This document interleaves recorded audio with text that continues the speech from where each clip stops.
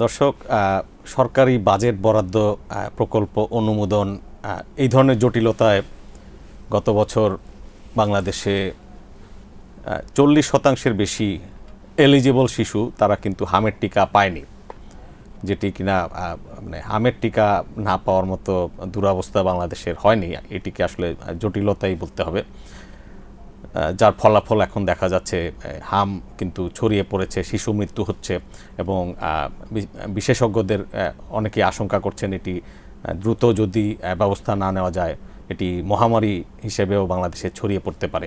স্টুডিওতে আমার সঙ্গে আছেন আমার সহকর্মী আলামিন সাদমান। তিনি দেশের ঢাকার বেশ কয়েকটি হাসপাতাল ঘুরেছেন এবং একটি করুণ চিত্র দেখে এসছেন। সাদমান, কী দেখেন আপনি? শিশু হাসপাতালের দিয়ে আপনার স্টোরিটি শুরু, একটু যদি বিস্তারিত বলেন আমাদের দর্শকদের উদ্দেশ্যে।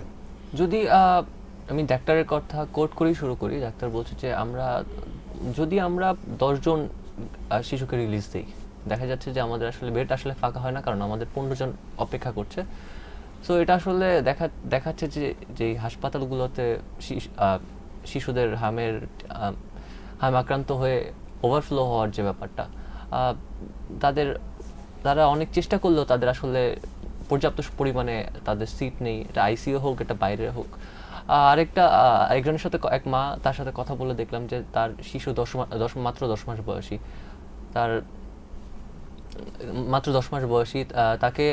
তাকে ডাক্তার বলছেন যে আইসিইউতে ট্রিটমেন্ট করতে, কিন্তু আপনি জানেন যে বাংলাদেশে আইসিইউতে ট্রিটমেন্ট করানো একটু কস্টলি। তো সে কান্না করতে করতে তখন বলছিল যে আসলে আমরা তো গরিব মানুষ, আমরা কিভাবে আইসিইউতে ভর্তি করাবো। তো এটা আসলে বাংলাদেশ স্বাস্থ্য ব্যবস্থার একটা করুণ চিত্র। একই সাথে কিন্তু গরিব মানুষের টিকাটি কিন্তু বাংলাদেশে শেষ কবে এই টিকা তারা পায়নি, এই ধরনের নজির আসলে আমরা প্রতিবারই দেখি বাংলাদেশ অন্তত 85 থেকে 95 ভাগ, যেটা এক্সপার্টরা বলে থাকেন অ্যাটলিস্ট 95, মানে 95 ভাগের মতো শিশুদের ভ্যাকসিনেটেড করা দরকার, কারণ শিশুরা খুবই ভালনারেবল। কিন্তু গত বছর আমরা দেখলাম যে স্বাস্থ্য অধিদপ্তরের ডাটাতে দেখলাম যে গত বছর প্রায় 59-60% মাত্র শিশুরা ভ্যাকসিনেটেড হয়েছে, যেটা কিন্তু খুবই অ্যালার্মিং। এখানে আপনি প্রায় 40% শিশু তো বাদই রয়ে গেছে।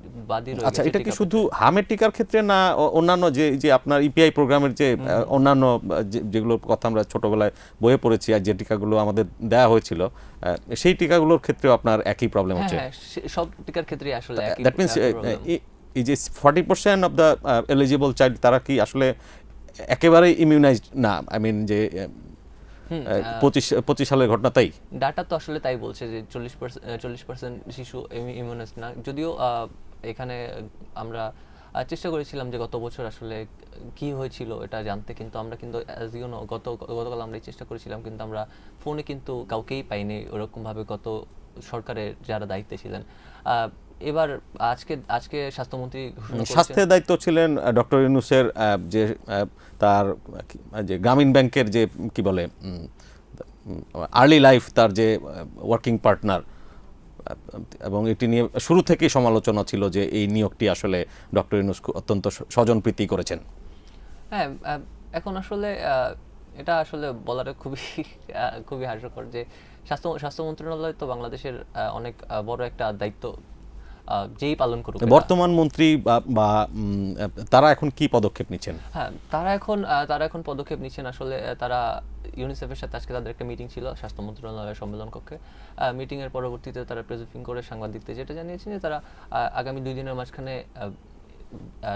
ভ্যাকসিনগুলো কালেক্ট করবেন এবং রোববার থেকে তারা কর্মসূচি শুরু করবেন, হামের টিকাদানের কর্মসূচি। এবং একই সাথে তারা ঘোষণা দিয়েছেন এই পর্যন্ত যত স্বাস্থ্যকর্মী আছে তাদের ছুটি আসলে বাতিল করা হয়েছে। তো গভর্নমেন্ট হচ্ছে কিছুটা মানে আপ টু মার্ক, কিন্তু আমার মনে হয় যে এই পদক্ষেপটা যদি আরো কিছুদিন আগে নেওয়া হতো তাহলে হয়তো আরো কিছুটা আসলে আমরা ভালো ফলাফল পেতাম। আমাদের একটি কথা বিভিন্ন সেক্টরে, যেমন আপনার বিশ্ব বাণিজ্যের ক্ষেত্রে যেটি বলা হচ্ছে, বা আমাদের ট্রেড পার্টনার সিলেকশন, আমেরিকার সাথে চুক্তি, প্রত্যেকটা ক্ষেত্রেই কিন্তু এক্সপার্টরা বলছেন যে আগের সরকার, অন্তর্বর্তী সরকার আসলে নির্বাচিত সরকারের জন্য কিছু ভয়ঙ্কর লিগ্যাসি প্রবলেম রেখে যাচ্ছে। তারপরে হচ্ছে যে আপনার সরকারি কর্মকর্তাদের বেতন বাড়ানো, এই বিষয়গুলো নিয়ে লিগ্যাসি প্রবলেমের তালিকায় আসলে এই টিকাদান কর্মসূচিটিও যুক্ত হয়েছে।